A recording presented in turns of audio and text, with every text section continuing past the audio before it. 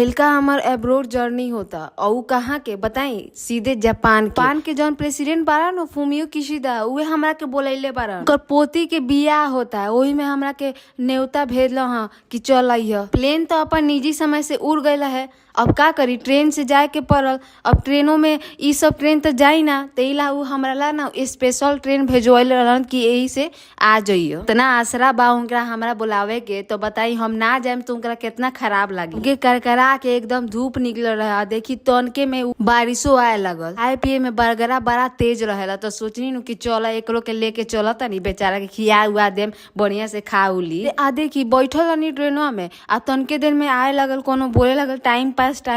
हम बोले का भइलो, टाइम पास काहे बोलत रह, काम धंधा नइखे का तारा। कहे लगला कि टाइम पास मने भइल मूंगफली बेचल। जा तनी नु तो सोचा तनी कि सब कुछ रउआ लोगन के देखावते चली। देखी अभी पूरा धोआ उआ गइल बा, पानी से एकदम